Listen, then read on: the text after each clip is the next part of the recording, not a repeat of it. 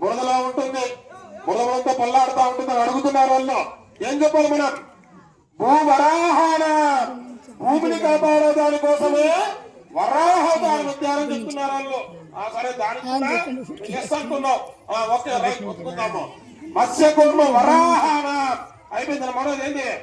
మత్స్య కూర్మ వరాహం అంటే ఏమిటి? పంది అయిపోయింది. ఇంకోటి ఏముంది? కూర్మం అంటే ఏమిటి? చిన్న చిన్న ఓళ్ళు, నీళ్ళల్లో ఉండే తాబేలు అన్నమాట. అటువంటి పైన చిప్ప పెట్టుకొని బరువు మోస్తున్నాడు కదా నాయన. ఏ విధంగా అయితే బిడ్డను ఏంటున్నారు వాళ్ళు? నాయన, క్షీరసాగర మదనం జరిగేందుకోసమే ఆ ఆవిర్భావం జరిగింది అని వాళ్ళు చెప్పినారు. ఏం చేద్దామా? సరే, దానికి కూడా అంగీకరిస్తున్నారు అన్నమాట.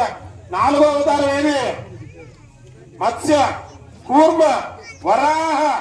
ఏం నెక్స్ట్? నారసింహాన ఉగ్ర రూపంలో ఉన్నాయన్న ఆయన. మా లక్ష్మీదేవి చూస్తే చాలా సున్నితమైనది.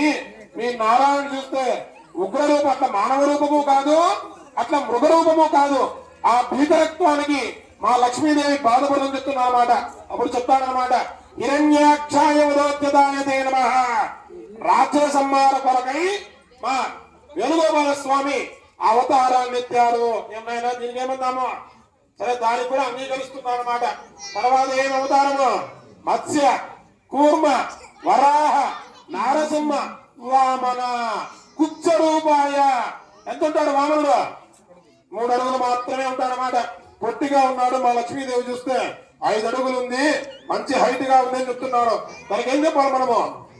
ఏం చెప్పాలా? బలావతారానం అంటే ఏమిటి? వామన అవతారం ఎందుకోసం ఎత్తాడు? బలి చక్రవర్తి యొక్క అహంకారాన్ని ఛేదన కోసమే అవతారాన్ని ఎత్తాడు. అక్కడికి కూడా మన ఆడబిడ్డలు ఒప్పుకుంటున్నారు పాపం. సరే, రైట్, ఒప్పుకుందాము. నెక్స్ట్ అవతారం ఏది? మత్స్య కూర్మ వరాహ నారసింహ వామన. నెక్స్ట్ ఏమి? కృష్ణావతారాన. ఘట్టానికి వచ్చేయడం. మన ఘట్టానికి వచ్చేయడమా లేదా? ఆయన మీ పిల్లోడు చూస్తే ముద్దుగా ఉన్నాడు, ఫ్లూట్ పెట్టుకుంటాడు, అక్కడక్కడ తిరుగుతూ ఉంటాడు, ఇంటిలో సంసారం చేయడు, ఆవులు కాచేదానికి వెళ్ళిపోతున్నాడు, వెన్న దొంగతనం చేస్తున్నాడు. ఇటువంటి నీలాపనందన చేసేటువంటి కృష్ణుడికి నా బిడ్డలు ఏ విధంగా ఇవ్వాలి? నాయన, సృష్టి ధర్మం కోసమై, వారి పాప సంహారం కోసమై వాళ్ళ ఇంటిలో దూరినటువంటి ఆ వెన్నలు తింటున్నాడు మా పరమాత్ముడు అని చెప్తున్నారు. మరి ఏం చేద్దాం ఆయన? అన్నిటికీ ఒప్పుకున్నాము. ఇంక బిడ్డనిచ్చి ఇలా తప్పదు మనకి, అవునా కదా? కాబట్టి లక్షణంగా ఉన్నాడు స్వామి. శంకు చక్రాలు ఉన్నాయి, గద ఉంది, సారంగపానం ఉంది, వేణునాదం ఉంది. ఆ వేణునాదానికే మన రాధారుక్మిణి ఇద్దరు కూడా వెళ్ళిపోతున్నాం అన్నమాట. కాబట్టి మనం ఏం చేసేదానికి లేదు. ఇంకేం చేయాలా? వరపూజ చేసేసి కన్యాదానం చేసేస్తే వాళ్ళు బిడ్డలకు వెళ్ళిపోతారు. ఎక్కడి నుంచి? ద్వారక నుంచి వెళ్ళిపోతారు, అవునా కదా? పంపించదో వద్దా? ఖచ్చితంగా పంపించాలా. సరే నాయన, నారాయణ గురించి బాగా అడిగినారు. లక్ష్మీదేవికి అడగాల వద్దా? వంట వారికి వచ్చా లేదా? పప్పు చేస్తుందా? సాంబార్ చేస్తుందా? ఉప్పు కారం ఏమైనా ఎక్కువ వేస్తుందా? అవునా కదా? చాడీలు చెప్తుందా? అడగాల వద్దా? తెలుసుకోవాలా వద్దా? చాటింగ్ చేస్తుందా? ఫేస్బుక్ ఉందా? ఇంత అడగాల వద్దా? మనం కూడా ఈ కాలం పిల్లలు అడుగుతున్నావా లేదా మనం? అందుకు చెప్తున్నారు అన్నమాట.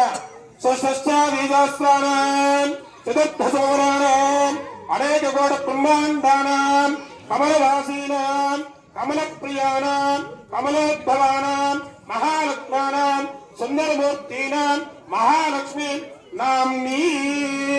వాళ్ళు చెప్తున్నారు మాట. మనం ఏం చెప్పాలా? ఆయన, మా లక్ష్మీదేవి బానే ఉంది, మంచి సంసారం కలిగిండేది, వంట వార్పు చేస్తుంది ఆయన అని నువ్వు చెప్తున్నావు. ఆయనకి ఏమైనా డౌట్లు ఉన్నాయి నాయన? కట్నకాలకులు ఏమన్నా అడగలా వద్దా? వాళ్ళ వద్దా? మన కట్నకాలకులు అడగలా వద్దా? ఏమడగాల?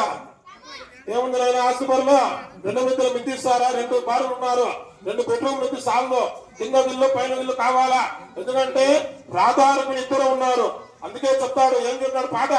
శ్రీకృష్ణ పాండవ్యంలో ఇరుగురి బామల కౌగిలిలో ఉందా లేదా? కాబట్టి ఇద్దరికి కూడా 2 ఇల్లు ఇవ్వాలా. మంచి సైట్ వాయిలపాల్లోనో లేదంటే చిత్తపట్టులో ఇవ్వాలి మంచి సైట్. సరేనా? ఏమైనా ఆ మొదలబడిలో కావాలంటే ఆయన వేణుగోపాల స్వామికి ఉందే రాయిస్తారంట ఆయన ఒప్పుకున్నారు. పీజీ ఓడి అంట అన్ని ఇచ్చే సకల సన్మోపేతాన ఇమాం శ్రీకొచ్చాన నా బిడ్డలో ఇస్తున్నాను ఆయన, నాస్తి నాకేం సంబంధం అని చెప్తున్నాను అనమాట. అవునా కదా ఆయన? కన్యాదానం చేసేదానికి ఇరు వర్గాలు కూడా ఒప్పందం చేసుకున్నారు. కాబట్టి ఇంకా మనం కాళ్ళు కడిగి ఆయన్ని వివాహ ఘట్టంలోకి మనం ఏం చేయాలా? ఆహ్వానించాలో వద్దా?